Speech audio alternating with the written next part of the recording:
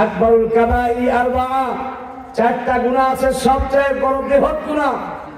সব সগীরা গুনাহ, জাহেরি গুনাহ, বাতিনি গুনাহ, সব গুনার মধ্যে থেকে আবার সবচেয়ে বড় গুনাহ হলো কবিরা গুনাহ।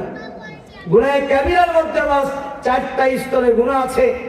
আকবরুল কাবাইরি আরবাআ, এই কবিরা গুনাহ থেকে বিরত রাখার জন্য রাসূল করিম সাল্লাল্লাহু আলাইহি সাল্লাম প্রতি বুধবার আসরের সালাতের পরে সাহাবা আজমাইনদেরকে নিয়ে বয়ান দিতেন। বয়ান দিতেকালে এই চারটা কবিরার কথাই বেশি বলতেন।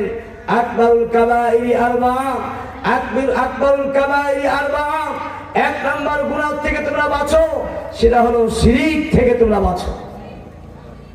শিরক থেকে যদি তোমরা বাঁচতে পারো অবশ্যই তোমাদের দাম বেড়ে যাবে। দুই নাম্বার গুনাহ, বাবা মায়ের অবাধ্য সন্তান, কুলাঙ্গার সন্তান থেকে বাঁচো। তিন নাম্বার, প্রত্যক্ষভাবে পরোক্ষভাবে খুন থেকে তোমরা বাঁচো। চার নম্বর, মিথ্যা সাক্ষী দেওয়া, মিথ্যা কথা বলার থেকে বাঁচো। আজ আল্লাহ তাআলা পাক কালামের মধ্যে রব্বুল আলামিন বলেছেন, ওয়াসিকাল্লাযীনা কাফারু ইলা জাহান্নাম জাহান্নামা যুমারা ওয়াসিকাল্লাযীনা ইত্তাকাউ রাব্বাহুম ইলাল জান্নাতি যুমারা।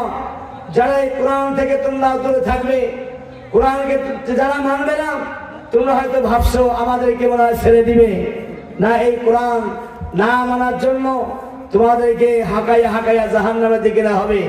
ওয়াসিকাল্লাযীনা ইত্তাকাউ রাব্বাহুম ইলাল জান্নাতি যুমারা, এই কোরআনকে মানার জন্য তোমাদেরকে রিসিভ করবে, তোমাদের ওয়েলকাম করবে, তোমাদেরকে আদর সম্মান করবে, তোমাদেরকে হাঁকাইয়া হাঁকাইয়া ধাক্কায় ধাক্কায় তোমাদেরকেও জান্নাতের দিকে নিয়ে যাবে।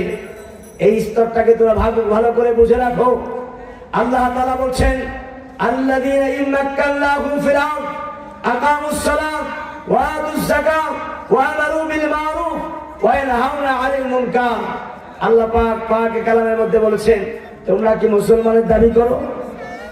তোমরা যদি মুসলমানের দাবি করো তাহলে তোমাদের পক্ষে যখনই তোমরা নির্বাচিত হবে, যখনই তোমাদের হাতে নেতৃত্ব যাবে, যখনই তোমাদের হাতে ব্যক্তিত্ব যাবে, যখনই তোমাদের উপরে অস্তিত্ব যাবে, যাওয়ার ফলে ফ্যামিলি বাড়ির থেকে শুরু করে রাষ্ট্রপ্রধান পর্যন্ত তোমাদের চারটা আমলের উপরে তোমাদের ভিত্তি থাকবে। এক নম্বর হলো আকামুস সালাত, নামাজ পারিবারিক থেকে শুরু করে রাষ্ট্রীয় পর্যন্ত কায়েম করো। রাষ্ট্রীয়ভাবে তোমরা কায়েম করো। কি কায়েম করো? নামাজ কায়েম করো। ওয়া আকামুস সালাত, যাকাত আদায় করো, যাকাত দস্তবাদ করো। আল্লাহ পাকের হুকুম রব্বুল আলামিন বলেছেন। তিন নম্বরে বলেছে, আমারু বিল মারুফ, সৎ কাজের আদেশ দাও। আর সৎ কাজের আদেশ দাও, সৎ কাজ থেকে বিরত রাখো, ভালো কাজের দিকে আহ্বান করো, খারাপ কাজ থেকে তোমরা বিরত রাখো। ওয়ানহাউনা আনিল মুনকার, ভালো কাজের আদেশ তোমরা দিবা আর খারাপ কাজ থেকে তোমরা বিরত রাখবা। আল্লাহ পাকের হুকুম দিলেন, যেটা আমরা সেই হুকুমকে আমরা বাস্তবায়ন করলাম না, পালন করলাম না। আমার ভাইয়েরা, আমার বাজারেরা, আল্লাহ রাব্বুল আলামিন আমাদেরকে তৈরি করলেন ইবাদত করার জন্য। সেই ইবাদতকে আমরা গলা টিপে হত্যা করলাম। আল্লাহ পাক বলেছেন, যখন তুমি আইনের বিধিবিধান তোমরা যখন ক্ষমতায় পেলাম, কিন্তু তোমরা নামাজকে তোমরা পরিত্যাগ করেছো, তারপরে যাকাতকে তোমরা পরিত্যাগ করেছো, তোমরা ভালো কাজ থেকে তোমরা বিরত রাখার জন্য ভালো কাজের আদেশ থেকে তোমরা বিরত করেছো। ওয়ানহাউনা আনিল মুনকার, খারাপ কাজ থেকে বিরত থাকা তোমরা বয়কট করেছো।